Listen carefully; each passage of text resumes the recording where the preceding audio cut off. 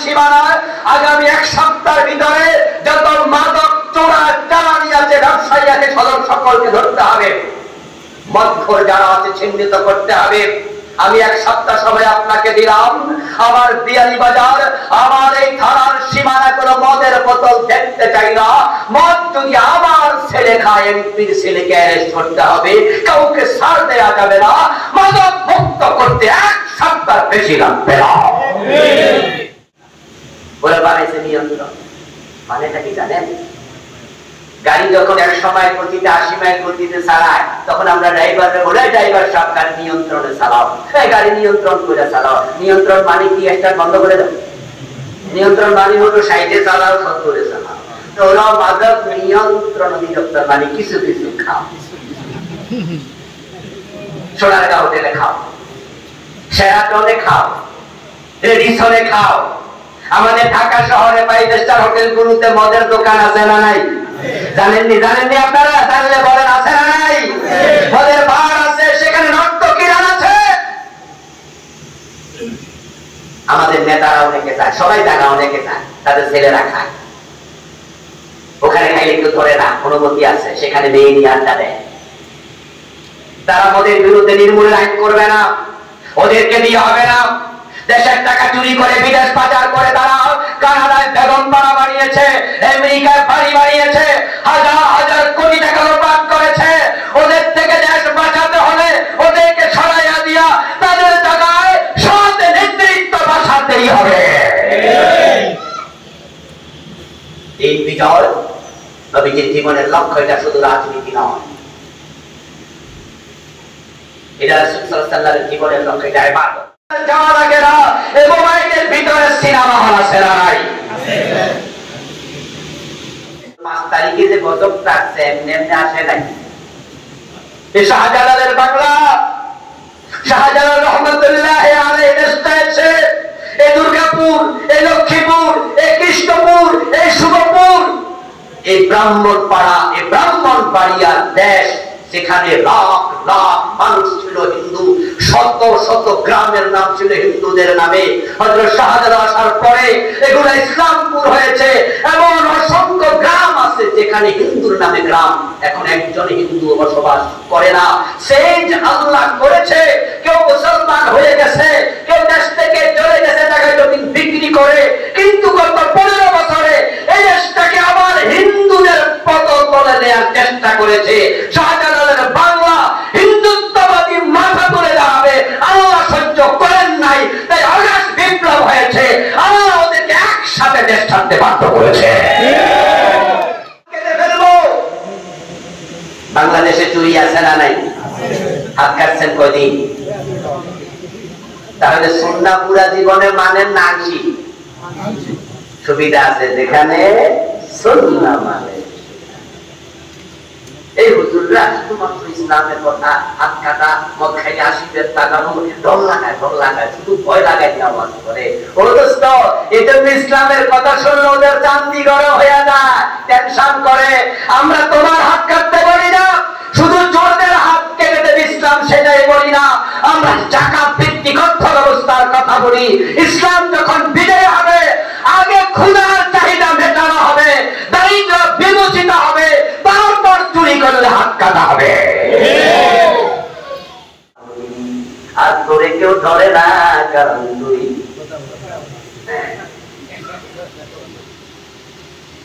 আল্লামা সাঈদীর মতো যদি ওরা কথা বলতো, বাঘের মতো হুঙ্গার দিত, তাহলে তাদেরও দাঁত থাকতো না, তাদেরকে সাঈদীর মতো এক যুগ জেলখানায় থাকা লাগতো।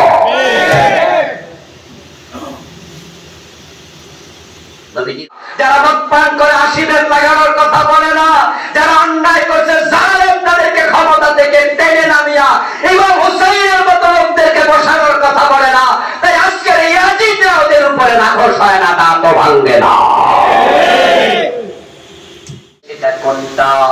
এবার রাসূল বলে, মান আলাইহি ওয়াসাবি, আমি এবং আমার সাহাবারা যার উপর জমির উপর প্রতিষ্ঠিত। তোমরা যদি কোরআন এবং হাদিসের উপর প্রতিষ্ঠিত হও, তাহলে তুমি হবে আমার দলের সদস্য। অথচ এখন রাসূলের দলে মিলে দিলাম।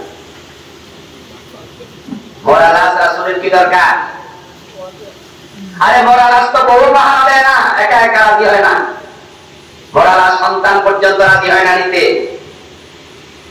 মরার পরে যদি বলা হয় তোমার বাপরে তুমি 2 দিন পাহারা দাও, 3 দিন রেখে দাও ঘরে, সবাই বলবে ঘরে রেখে লাভটা কি? কবরার দেয়া দরকার। মরা লাশ কেউ নেয় না, ওটা রাসূলের দলে দুইটা দিকে রাসূল নিয়ে যাবে।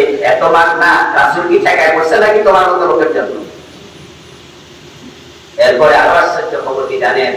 যে লোকেরা সবাই মিলে ওই মরা লাশ রাসূলের দলে তুলে দিল, তারা সবাই কি রাসূলের দলে গেছে? এরা নিজেরা কিন্তু যায় নাই। এরাও যাবে মরার পরে পাবলিকে ধাক্কাইলে। প্রিয় ভাইরা, আগামী নির্বাচনে যত কোরআনপন্থী ইসলামী দল আছে সকল দল এক হবে ইনশাআল্লাহ। আমরা একটি নতুন স্বপ্ন দেখছি, বাংলাদেশের আকাশে নতুন সূর্যোদয়ের অপেক্ষা করছি। আমরা বিশ্বাস করি এই দেশের আলেমরা যদি এক হয়ে যায়, জালেমরা লেজ তুলে পালাতে বাধ্য হবে। আগে মানুষ বলতো হুজুর আপনারা তো এখন না, এই অভিযোগ ছিল না? ইনশাআল্লাহ আমরা অভিযোগ দূর করার চেষ্টা করছি। আমরা আশা করছি আগামী নির্বাচন ইসলামের পক্ষে একটাই ব্যালট হবে, একটাই বাক্স হবে। 3.5 লাখ থেকে 4 লাখ মসজিদের ইমাম খতিব, হাজার হাজার খানকার পীর, লক্ষ লক্ষ আলেম ওলামা, মসজিদ মাদ্রাসার আলেম পীর। নবীজি বলছেন আমার উম্মত ৭৩ দলের মাঝে ৭২ দল জান্নাত, এক দল জান্নাত দিব। কয় দল? কথা বলেন না, কয় দল? এক দল। সেটা হচ্ছে আমি নবী মুহাম্মদের দল, আমার সাহাবীদের দল। মান আলাইহি ওয়াসাল্লাম, যার উপর আমি আছি, আমার সাহাবারা আছে। নবীজি দল আছে না নাই? এই ভাই কথা কয় না, নবীজি দল আছে নি? আছে। নবীজি দল জান্নাত। মানুষ যখন মারা যায় কবরে রাখার সময় একটা দোয়া আছে, বিসমিল্লাহি ওয়া আলা। এটা পারেন না আপনারা? সিলেট ভাইরা পড়েন, আপনারা সিলেটের ভাইরা আপনারা পড়েন না দোয়াটা? কবরে লাশ রাখার সময় দোয়া পড়া সুন্নাহ। বিসমিল্লাহি ওয়া আলা। বাংলা নবীজি বলেন কুল্লু উম্মতি ইয়াদখুলুনাল জান্নাহ ইল্লা মান আবা। আমার সব উম্মত জান্নাতি হবে, তবে অস্বীকারী উম্মত জান্নাত পাবে না। তাহলে আমরা যারা জান্নাতে যেতে চাই, অস্বীকারী দলে যাওয়া যাবে না। কোন একজন সাহাবী দাঁড়ালেন, ইয়া রাসূলুল্লাহ মান আবা, হে আল্লাহর নবী অস্বীকারী আবার সে কি? রাসূলুল্লাহ জবাব দেন, মান আতানি দাখালাল জান্নাত ওয়া মান আসানি ফাকাদ আবা। যে ব্যক্তি আমি নবী মুহাম্মদকে অনুসরণ করে জীবন চালাবে সে জান্নাতে আমার সাথে ঢুকবে, আর যে পুরা জীবন আমাকে অনুসরণ করতে রাজি হবে না, অস্বীকারী তার কপালে জান্নাত নেই। আমরা কি 2,500 3,000 টাকা 5,000 টাকা, তো সেখানে 1,000 কোটি টাকা খরচ করতেই পারে। প্রশ্ন হলো যে বিশাল বড় বড় পিতলের মূর্তি বানাইছে, এক একটা 5 টন 7 টন ওজন, ওগুলো মাথার মাঝে উঠা লাগছে, ক্যারেন দিয়ে ভাঙা লাগছে, কত উঁচু টাকা, কার রাষ্ট্রের টাকা, গড়ায় গন্ডায় হিসাব দিতে হবে। আমার বন্ধু হিন্দু ভদ্রলোক বাবার বুকের মাঝে, বাবার ছবির মাঝে লিখছে স্বর্গীয়। এবার আপনাদের কাছে একটু জানতে চাইবো, জবাব দেন, স্বর্গে যাওয়ার জান্নাতে যাওয়ার সব হিন্দুদের আছে না নাই? কিন্তু কোন হিন্দু জান্নাতে গেছে? যাবে? স্বর্গে যাবে? চাইতে যাওয়া যায় না, সব থাকলে হবে না, কাজ আছে।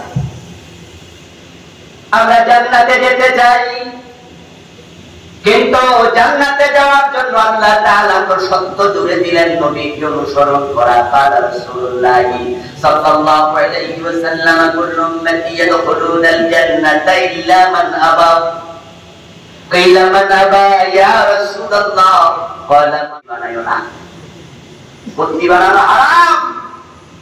তারা বলছে হুজুর এরা বলেন না আমরা মূর্তি বানাই না, আমরা ভাস্কর্য বানাই। সুদ খায় না, মুনাফা খায়। এখন বাংলায় খায় না, আরবিতে খায়। আমরা বলেছি ভাস্কর্য আর মূর্তি এক জিনিস।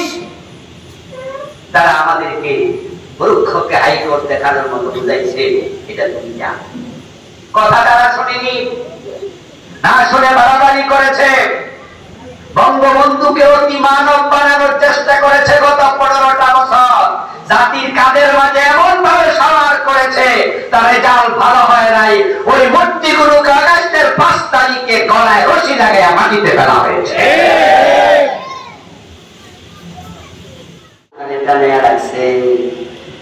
গলার মাঝে একটা কাগজ দিয়া বানানো ফুলের মালা দিয়া, ছবি যেরকম মাছ বরাবর ফুলের মালা দিয়া ওই মরা বাবার ছবির মাঝে লিখে দিছে স্বর্গীয় সতেন্দ্র নারায়ণ দাস, স্বর্গীয় দুলাল চন্দ্র ভৌমিক, স্বর্গীয় অমক, স্বর্গীয় তমক। এমন লেখা কি আপনারা দেখেন নাই? স্বর্গীয় শব্দের অর্থ স্বর্গে যাবে না গেছে না। আমরা যাবো আর এবার অলরেডি, তাহলে আমরা সে পিছাইয়া না আগাইয়া সব আমাদের সে কম না বেশি? আমরা আমাদের মা বাবা মরে গেলে দোয়া করি, আল্লাহ আমার মা বাবার বেহেশত দিও। আর হিন্দু মিয়া লিখছে অলরেডি বেহেশতে গেছে। সব থাকলে হয় না। স্বর্গ আর বেহেশত এক জিনিস। জান্নাত যাকে বলে বেহেশত তো তাকেই বলে নাকি? আবু বকর জান্নাতি, হযরত ওমর বেহেশতি, হযরত উসমান স্বর্গীয়। শব্দের পার্থক্য, আরবিতে বলে জান্নাত, বাংলায় বলে বাগান, ইংরেজিতে বলে হেভেন। সংস্কৃতি শব্দ স্বর্গ, আরবিতে বলে জান্নাত। যে লাউ বলি তুমি তাকে আমার কাছে এনে দাও।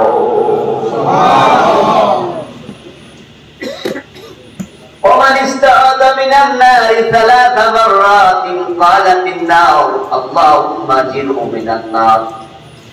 যখন কোন ব্যক্তি আল্লাহর কাছে জাহান্নাম থেকে 3 বার থানা চায়, আল্লাহ আমার জাহান্নাম থেকে বাঁচাও, আমার জাহান্নাম থেকে বাঁচাও, আমাকে জাহান্নাম থেকে বাঁচাও, নবীজি বলেন আল্লাহ নিউজটা, মেসেজটা জাহান্নামের কানে পৌঁছায়, জাহান্নামকে কথা বলার ক্ষমতা দেন। তখন জাহান্নাম বলে আল্লাহ তোমার এই বান্দা যেহেতু আমার থেকে নাজাত চায়, আমি জাহান্নামও বলি তুমি তাকে জানাজাত দিয়ে দাও। বলে নাই রাসূলের চিন্তার বাইরে কোনো কাজ, কোনো চিন্তা গ্রহণযোগ্য। আচ্ছা, জানাজাত নামাজে যদি কোনো ইমাম আপনার রুকু দেয়, সেজদা